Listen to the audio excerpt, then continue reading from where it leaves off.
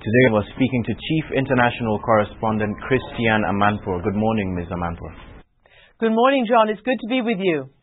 Now, let's just get straight into it. You've been an international correspondent for over 20 years. How has the world changed in terms of the coverage of international conflicts, first of all, from countries' responses to these conflicts? Well, I think in terms of coverage, there's less international coverage. Of course, CNN is still out there. We have a bureau in Kenya. We're well covered in Africa and all around the world. But in general, international coverage, certainly in the West, has gone down. And that's something that I have combated and sought to fight throughout my career. On the ground, conflicts are becoming more dangerous because they're becoming increasingly internal, increasingly civil conflicts. And the parties to these conflicts are increasingly seeking to close down the message by silencing the messenger.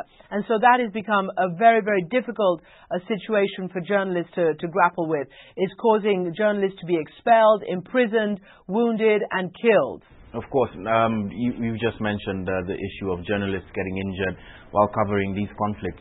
Now, you've covered both the Bosnian conflict as well as other conflicts later on in the 21st century. How has embedded journalism changed the objectivity of the journalists on the ground?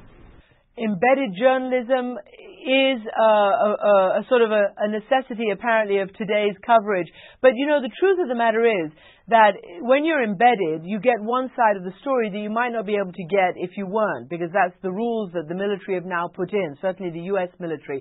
But it's not the only view, so you shouldn't take just the embedded view and claim that that's the whole story. It has to be part of the story. You have to go out and get the other part of the story as well.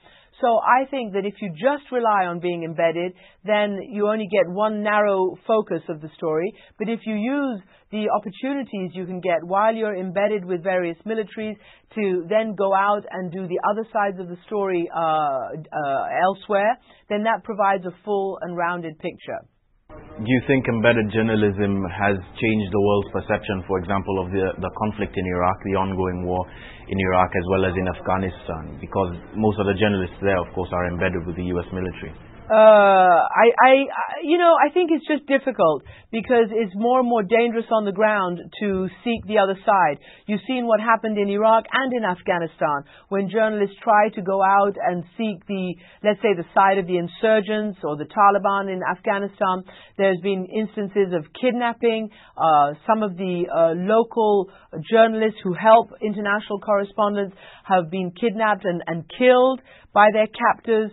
And this is a very, very difficult situation. So it is very, very important that journalists build up a core of sources in those countries who they can tap into and talk to and who can keep them abreast of what's going on in some of the places where they can't physically get to themselves. Now let's narrow our issues to Africa and Darfur in specific. What's your take on Darfur, especially having been around when the Rwandan genocide kicked off, so to speak?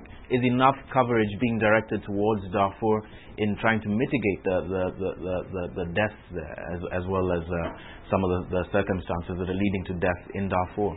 Well, certainly a lot more coverage would be a lot more helpful. It's incredibly difficult to get in, and getting in requires either long periods of waiting for permission from the Sudanese government or going in from other ways and other methods at your own risk. And people are doing that. Journalists are trying to do whatever they can. I think that coverage has a direct result, has a direct relationship with what happens and what can happen to solve some of these issues. And if you go back to Rwanda, as you mentioned, in 1994, there wasn't a critical mass of journalists at the time of the genocide. And that allowed the powers who could have stepped in to stop it to, in fact, turn away and take a minimal approach rather than a maximal approach. And so nearly 1 million people were slaughtered. And to this day, that's a very heavy responsibility to bear, not just from the journalistic community, but also from the international community. So I think the more journalists can be on the ground, eventually the better it is for highlighting vast abuses and trying to put an end to them. Okay, well, a lot of people in Africa perceive Western coverage of our continent as being, one-sided, because you're reporting from the perspective of people who don't actually live and experience a conflict as it is. Do you think that this is true, first of all, of CNN and of other international correspondents? We have significant numbers of correspondents and crews covering Africa, North Africa, West, East and South Africa. And I think perhaps we have the most correspondents of any Western news organization. And I think in terms of our television bureaus. And I think that's really, really important, because it is a huge and important continent, and we can't just cover the tragedies and the conflicts that spike. We have to be much broader in our coverage, which we are being at the moment. So yes, there are valid criticisms as to how the rest of the world covers Africa, but we at CNN are trying our best, and we have special programs, as you know, on CNN International, which highlight Africa, and of course it will be a focus of my own program when it starts. Okay, now one of the things that's helping Africa get covered better, of course, is broadband technology. This is happening all over the world. How do you think this is going to affect politics first and the suppression of news in Africa and around the world, considering what happened in Iran just a couple of months back? Well, look, I think the revolution in the technological delivery systems of information is huge. But at the same time, we have to be mindful of the content. And people certainly are telling us at CNN, and everybody who I talk to says that they want more depth and context, and they want a place where they can get multiple perspectives and to really focus on perhaps one big issue of the day, which is what we're going to do. But in terms of the social networking and the as I say, the revolution in the delivery systems, we have to be careful also as journalists to check the information, to cross-check, fact-check, to really sort of be able to corroborate sources as much as we can with our own sources, or rather corroborate information as much as we can with our own sources, because that's what we're here to do as journalists. We can't just put unknown and unfiltered information on the air.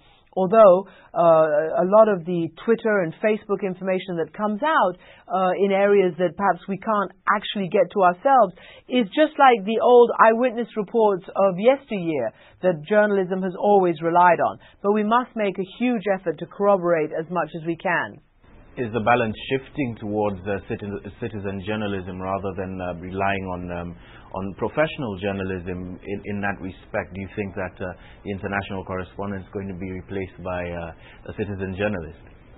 Well, I sincerely hope not. I think citizen journalism, what I would call the old eyewitness journalism of the past, is a vital, vital part of what information is about. But it is absolutely vital that there are professional journalists with a professional code of conduct who also corroborate and check. I mean, we have a mandate, and that is to really be able to cross-check, really have reliable sources, and to be able to give a credible and trustworthy account of what's going on in the field. So citizen journalism adds to the body of work and should not just replace it. Okay, lastly, Ms. Amanpour, you've got a new show coming up on the 21st of this month. What are we going to expect as an international audience? And is this the last that we've seen of Christiane Amanpour in the field? First of all, not the last have you seen of Christiane Amanpour in the field, because I'm going to be certainly doing my documentaries and also traveling this program. And for me, it's a vital ingredient of information is to be the eyes and ears actually in the field. So no, I still will be doing that.